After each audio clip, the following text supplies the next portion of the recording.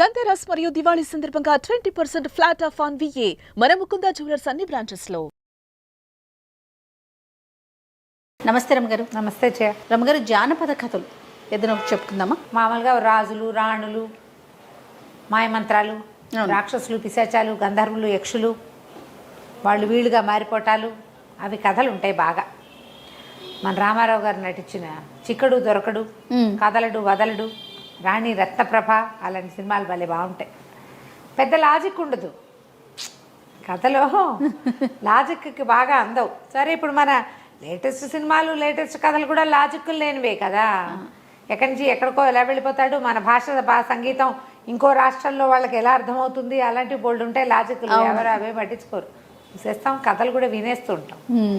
కొంచెం అలాగే కొంచెం లాజిక్ ఉన్న ఒక కథ చెప్తాం. తండ్రి కోసం. పూర్వం ఒక రాజుగారు ఉండేవాడు, కేశవ వర్మ ఆయన పేరు. ఒకే ఒక కొడుకున్నాడు, నిరంజనుడు.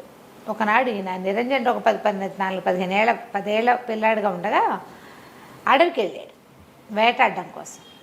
సరే, వేట పని అయ్యింది. ఏవో లేళ్ళు దుప్పుల్ని చంపారు, కొన్ని పులుల్ని కూడా వేటాడారు, ఏనుగు దంతాలు అవి దొరికినాయి. వీళ్ళన్నీ మోసుకుని వస్తుంటే ఒక యక్షుణుల సమూహం ఒకటి కనపడింది. గంధర్వకాంతలు, యక్షుణులు అనకూడదు, గంధర్వకాంతలు కనిపించారు. ఆ గంధర్వకాంతల్లో ఒక ఆవిడ పమిట ముళ్ళల్లో చిక్కుకుపోయింది. మిగిలిన వాళ్ళంతా వెళ్ళిపోయి ఈవిడ ఒకటి ఇక్కడ ఆగిపోయింది, చీర తీసుకుంటుంది ముళ్ళల్లో. రాజుగారికి ఎదురుపడింది. రాజు చాలా మైమరిచిపోయాడు ఆవిడని చూసి. ఆవిడని బతిమలాడాడు, నువ్వు ఎంతో అందంగా ఉన్నావు, మా అంతఃపురంలో ఉంటే మా అంతఃపురానికే కాంతి, మా అంతఃపురానికి రా, నాతో రా, నాతో రా, నాతో రా అని వెంబడబడ్డాడు. ఆవిడ చీర చెంగు చేసుకున్నాడు. ఆమె విదిలించుకోపోయింది, ఆయన వదిలిపెట్టలే. బతిమలాడడం మొదలుపెట్టాడు. నువ్వంటే నాకు చాలా ఇష్టం, నువ్వు భలే ఎంతో చక్కగా ఉన్నావు, అద్భుతంగా ఉన్నావు, నాకు నచ్చావు, అంతఃపురంలో ఉండు, నాతో ఉండు, నా జీవితాన్ని సార్థకం చేయి, మా జన్మ చరితార్థం చేయి, మా ఇల్లు పావనం చేయి. ఇలా బతిమలాడుతుంటే ఆవిడ, ఏంటి నువ్వు, నీకు అర్థమవుతోందా, నేను మీ జాతి దాన్ని కాను, నువ్వు నరుడివి, నేను గంధర్వకాంతని, నన్ను పిలుస్తావేమిటి, చూసి వెళ్ళిపో, పిలవకూడదు, పోనీ నాకు కూడా రావాలనిపిస్తే అది వేరే కథ. నేను నిన్ను చూసి రాదలుచుకోలేదు, ముళ్ళలో చేర్చంగి ఇరుక్కుందని నుంచుంటే వెంబడి పెడతావా, పో అంది. అయినా ఆయన వదిలిపెట్టలే, బతిమలాడ్డం మొదలెట్టాడు. దాంతో ఆవిడంది, నీ కళ్ళ వల్ల కదా ఇది వచ్చింది, నేను చూడంగానే నేను మైమర్చిపోయానని చెప్పాడు. కళ్ళు నీకు ఈ పిచ్చను కలిగించాయి, నీ కళ్ళ వల్లే నువ్వు ఇలాంటి వ్యామోహంలో పడవు, నీ కళ్ళు పోతాయి, గుడ్డివాడి అయిపోతావు నువ్వని చెప్పించి ఒక్క విదిలించుకుని రయ్యమని వెళ్ళిపోయింది.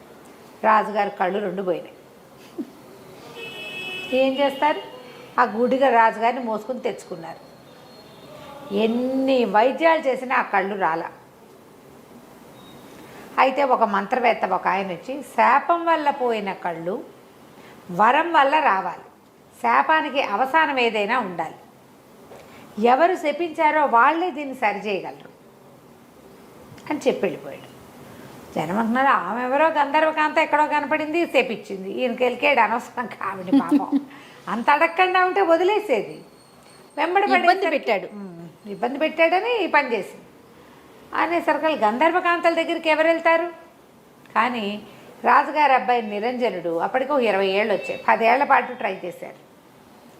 ఆయనకి శాపం నాటికి అబ్బాయికి 10 ఏళ్ళు, ఇంకో 10 సంవత్సరాలు గడిస్తే ఏకైక పుత్రుడు. అతను ఏమన్నాడంటే, ఈ రాజ్యం నాది, రేపొద్దున మా తండ్రి తర్వాత నేనే చేస్తాను. మరి మా తండ్రిది తీసుకుంటున్నప్పుడు తండ్రి శాపం గురించి కూడా నేను ఆలోచించాలి కదా, నేను వెళ్తా, నా గంధర్వకాంత ఎక్కడుందో వెతుకుతానని అన్నాడు. అందరూ హాహాకారాలు చేశారు, వద్దు అసలు కుదరదు, గంధర్వులతో ఆట మంచిది కాదు అంటే, కాదు నేను ప్రయత్నం చేస్తా అని బయలుదేరాడు. ఓ గుర్ర వేసుకుని వెళ్ళాడు. ఈ వాళ్ళ రాజ్యానికి ఈశాన్య దిక్కులో గంధర్వులు ఉంటారని ప్రతీతి. ఈ రాజుగారికి కూడా ఈశాన్యం వైపు ఉన్న అడవిలోనే ఈ గంధర్వకాంత కనపడింది. ఈశాన్యం వైపుకి వెళ్ళిపోయి ఇక ఆహారం తెచ్చుకున్న ఆహారాలన్నీ అయిపోయినాయి. పళ్ళు గిళ్ళు ఏమీ లేని ఒక పెద్ద చెట్ల తోపులోకి ప్రవేశించాడు. నీరసానికి కళ్ళు తిరిగిపోతున్నాయి అబ్బాయికి. పడుకుందామని పడుకున్నాడు. స్పృహ తప్పిపోయాడు, ఇంచుమించుగా నిద్ర కాదు అది, పడిపోయాడు. అయితే ఏమైంది, అతనికి మెలకు వచ్చేసరికల్లా అతని పక్కన ఒక బ్రహ్మాండమైన ఆకారంలో ఉన్న ఒక రాక్షసి కూర్చుంది. ద్రాక్ష పళ్ళని ఇట్లా చిరిపి తన నోట్లో పోస్తాం. ఆ నోట్లోకి ఆ రసం వెళ్ళేసరికి షుగర్ తగలంగానే ఓపిక వచ్చి కళ్ళు తెరిపిల్లు పడ్డాయి. అక్కడి నుంచి అన్నీ పట్టుకొచ్చి తినిపించింది. వీడికి ఓపిక లేదు, అది ఎవరో భయపడేంత ఓపిక లేదు అతనికి. భయపడడానికి కూడా కొంచెం సత్తా కావాలి, అదే సత్తు లేదు. పళ్ళన్నీ తినిపించింది, దానిమ్మ గింజలు ఒలిచిపెట్టింది, మామిడి పళ్ళు తీసి పెట్టింది. పళ్ళన్నీ తిన్నాడు. ఎవరు నువ్వు అన్నాడు. నేను ఒక రాక్షసిని, నువ్వెవరు ఏమిటి అని అడిగింది. నేను నా పేరు నిరంజనుడు, ఫలానా రాజుగారి అబ్బాయిని. మా తండ్రికి శాపం తగిలింది, దాన్ని నివారింపజేయడానికి వెళ్ళాను. నీకు గంధర్వులు ఉండే వనం తెలుసా అంటే, గంధర్వులను కలుసుకోవాలంటే గంధర్వ లోకానికి వెళ్ళాలంటే నువ్వు ఆకాశంలోకి వెళ్ళాలి, నేల మీద నడిస్తే ఎలా కుదురుతుంది అంది రాక్షసు. అలా కాదు, నీకేదో శక్తులు ఉన్నట్టే ఇక్కడ ఒక్క పండు లేని ఇక్కడ ఇన్ని పళ్ళు పట్టుకొచ్చి తినిపించావు, నాకు సహాయం చెయ్యి అన్నాడు. చెయ్యంటే సరే ఆలోచించి రాక్షసు ఏమందంటే, నేను గంధర్వ లోకంలోకి నాలాంటి వాళ్ళకి ప్రవేశం ఉండదు, తీసుకెళ్ళి బయట దిగబడుస్తా, మరి ఆడిన వాటి తప్పకుండా నేను కోరిన కోరిక తీరుస్తావా అంది. నువ్వు ఏం అడిగినా తీరుస్తా, గంధర్వ లోకంలో వదిలిపెట్టున్నాను అన్నాడు. సరేనని ఈ రాక్షసు ఏం చేసింది, ఇతన్ని ఎత్తుకుని తీసుకుపోయి గంధర్వలోకపు వాకిట్లో వదిలిపెట్టింది. నువ్వు లోపలికి వెళ్ళొచ్చు, మానవులకు ప్రవేశం ఉంది, రాక్షసులకు ప్రవేశం లేదు, నేను ఇక్కడే ఉంటాను, నువ్వు పోయిరా అనేసరికల్లా సరే ఏం చేశాడు, లోపలికి నడుచుకుంటూ పోయాడు. ఎంత బాగున్నాడో కుర్రాడు. ఈ కథల్లో రాకుమారులంతా భలే బాగుంటారు ఏమిటో. ఎంతో బాగున్నాడు. గంధర్వ కాంతలు ఎందరో కనపడారు. ఎవరితో వీడిని పిలిపించుకుంది అని చెప్పుకుంటున్నారు. సరే ఒకళ్ళిద్దరు సాహసించి, ఎవరబ్బాయి ఎక్కడి నుంచి వచ్చావు, ఏ ఊరు మీది, ఎవరి కోసం వచ్చావు అని ఇలా పలకరించారు. పలకరిస్తే ఒకళ్ళు సరస్సల్లాపలాడతారు, ఫ్లాటీగా బిహేవ్ చేస్తారనమాట. వాళ్ళు వీళ్ళు, అబ్బో భలే బాగున్నావు, ఏది ఇట్రావో ఒకసారి, ఆ చెయ్యెత్తు అది ఎత్తు, కత్తుందని నీ దగ్గర, ఇలాంటివేవో కబుర్లు చెప్పారు, మాట్లాడిచ్చారు. మాట్లాడిస్తే సరే ఒకళ్ళిద్దరు అన్నారు, ఇటు ఎంతసేపు కవ్విస్తే ఎట్లా, పాపం మానవుడు, వీడికి ఆహారం చూద్దామని తీసుకుపోయి ఏదో తిండి పెట్టారు. తిండి పెడితే అడిగారు, ఎందుకు వచ్చావు ఏమిటంటే, మా తండ్రికి ఇట్లా కళ్ళు పోయినాయి, ఒక గంధర్వకాంత మా నాన్నని శపించింది, మరి ఆయన కళ్ళు మళ్ళీ వచ్చే మార్గం కోసం వచ్చాను అని చెప్పాడు. అప్పుడు వీళ్ళంతా ఆలోచించుకున్నారు, ఎవరు మనలో ఎవరైనా మానవుణ్ణి శపించింది ఎవరు చూసి, అప్పుడు గంధర్వ రాజకుమార్తె అయిన పుష్పోత్తమ ఆవిడ పేరు, ఆవిడే చీర ముళ్ళల్లో చిక్కుకున్నది ఆవిడకి. ఆ కబురు ఈ కబురు చేసి పుష్పోత్తమని పిలిపించాడు. ఆ పుష్పోత్తమ వచ్చేసరికల్లా అప్పుడు ఈ కుర్రాడు అడిగాడు, మా నాన్నని మీరు తెప్పించారు కదా, ఆ శాపం పోగొట్టే అవసానం ఏదైనా చెప్పండి, కళ్ళు లేక మా నాన్న చాలా బాధపడుతున్నాడు మరి అని అడిగేసరికల్లా ఆవిడ ఏమందంటే, నా వెంటబడ్డాడు, లేకపోతే నేను చెప్పించేదాన్ని కాదు, రా రా రా అన్నాడు. ఆ కళ్ళ వల్లే అతను ఆ వ్యామోహంలో ఇరుక్కున్నాడని నేను కళ్ళు పోవాలని చెప్పించాను.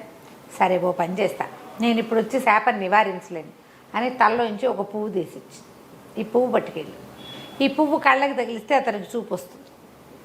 కాకపోతే ఒకటే నియమం, ఈ పువ్వు తీసుకెళ్ళి కంటికి తగిలించేవాడు ఆడి తప్పకూడదు. వాడు అబద్ధం ఆడాడా లేదా ఆడిన మాట తప్పాడా కనబోతుంది మళ్ళీ. ఆడి తప్పని వాడయి ఉండాలి ఆయన, అలాంటి వాడైతేనే ఈ పువ్వు పనిచేస్తుంది. సరేదని పువ్వు చేత్తబుచ్చుకున్నాడు. బయటకు వచ్చేసరికి రాక్షసి సిద్ధంగా, సరే రాక్షసి నువ్వు ఎంతో మంచి పని చేసావు, నీ వల్ల నాకు మా నాన్నకు సహాయం లభించింది, ఇప్పుడు చెప్పు నీకేం కావాలో చెప్పు, ముందు నన్ను మా ఇంటి దగ్గర దింపన్నాడు. ఊరు దాకా తీసుకెళ్ళాక వెళ్ళొస్తాను, నీకేం కావాలో చెప్పు అన్నాడు. నన్ను పెళ్ళాడు నువ్వు అని అడిగింది. అది 10 అడుగుల ఎత్తుండి, వాన పొట్టుండి, భీకరంగా గుడ్లు బయటకు వస్తున్న లాంటి కళ్ళు, కోరలు, చిర్ర జుట్టు, ఇనపగదల లాంటి జబ్బలు కాళ్ళు కలిగినటువంటి బ్రహ్మరాక్షసి. నన్ను పెళ్ళాడు, పెళ్లి చేసుకున్నాను. ఏం చేస్తాడు? సరేనన్నాడు, నువ్వు ఇక్కడే ఉండు, ముందు మా నాన్న సంగతి చూసి వచ్చి నేను పెళ్లి చేసుకుంటాను అన్నాడు. పిశాచి లేదా రాకాసి. సరే రాజ్యంలోకి వెళ్ళిపోయాడు. తండ్రి దగ్గర కూర్చున్నాడు. అక్కడి నుంచి తండ్రికి కళ్ళకి ఆ పువ్వు తగిలిచ్చాడు. కళ్ళు వచ్చేసినాయి. అందరూ ఆశ్చర్యపోయారు.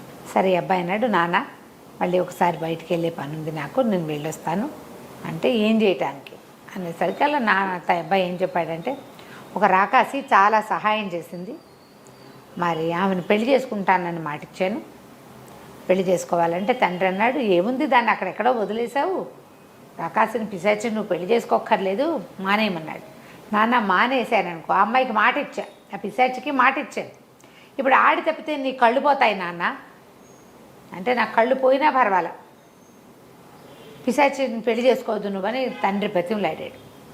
నీ కళ్ళున్నా లేకపోయినా నేను ఆడి తప్పనని ఆడుకున్నాడు. ఆడి తప్పకూడదు, మాట్లాడాను, చెప్పాను, సత్యవాక్కులు పాటించాలి అని చెప్పి అవి వెళ్ళిపోయాడు. నగరంచే బయట ఆ పిశాచో తోటలో కూర్చుని తను రమ్మన్నాడు. పెళ్లి చేసుకుంటాను పదా అని చేయిపుచ్చుకున్నాడు. చెయ్యి పుచ్చుకునేసరికి ఆ అమ్మాయి, ఆ రాక్షసి ఒక అందమైన అమ్మాయిగా మారిపోయింది. ఆశ్చర్యపోయాడు, ఇదేంటి, ఇది ఎలా జరిగింది అన్నాడు. ఎలా జరిగిందంటే ఆ అమ్మాయి ఏం చెప్పిందంటే, నేను మా ఇంటికి ఒక మహర్షి వచ్చాడు, నేను ఫలానా ఇక్కడికి చాలా దూరంగా ఉన్నటువంటి ఒక గుప్తుల రాజధానికి చెందిన రాజకుమార్తెని, మా ఇంటికి ఒక ఋషి ఒక ఆయన కొద్ది రోజులు ఉండటానికి వచ్చాడు. వచ్చేసరికల్లా ఆయనకి నేను ఇలాగ వికృతాకారంతో ఆయన భయపెట్టడానికి ప్రయత్నం చేశాను, రంగులు పూసుకుని రాక్షసులాగా. దాంతో ఆయన, నువ్వు ఏ రూపంతో నన్ను భయపెట్టాలని చూసావో అలాంటి పిశాచి రూపం నీకు వచ్చేస్తుందంటే ఈ రూపం వచ్చింది. మా నాన్న అందరూ బతిమలాడారు. ఎలా శాపావసానం అంటే, ఎవరైతే ఈ వికృతాకారంలో పిల్లని పెళ్లి చేసుకుంటానంటాడో, వికృతాకారం చూసినా సరే, అప్పుడు శాప విమోచనం అని చెప్పాడు. ఎంతో కాలం అక్కడ ఉన్నాను నేను అడవిలో. ఎప్పటిదో ఈ కథ, మా రాజ్య గీజ్యం అంతా పోయి ఉంటుంది. వాళ్ళు ఏమైపోయారో కూడా నాకు తెలియదు. నేను చాలా కాలంగా ఉన్నా, ఎవ్వడు నన్ను పెళ్లి చేసుకోవడానికి ముందుకు రాలేదు. నీకు సహాయం చేశాక నువ్వు ఆడి తప్పవన్న నమ్మకంతో నిన్ను అడిగానని చెప్పి, దాంతో ఇతను అమ్మాయిని చక్కగా చేతులు పుచ్చుకుని ఇంటికి తీసుకుపోయి, ఇదే నేను ప్రేమించిన ప్రేయసి పిశాచి అని చెప్పి అందరికీ ఆ అమ్మాయిని హాయిగా పెళ్లి చేసుకున్నాడు. తండ్రికి కళ్ళు వచ్చాయి, ఇతనికి భార్య కూడా వచ్చింది. తర్వాత నిరంజనుడే ఆ రాజ్యానికి రాజై ఎంతో కాలం పరిపాలించాడు. కథ కంచికి మనం ఇంటికి.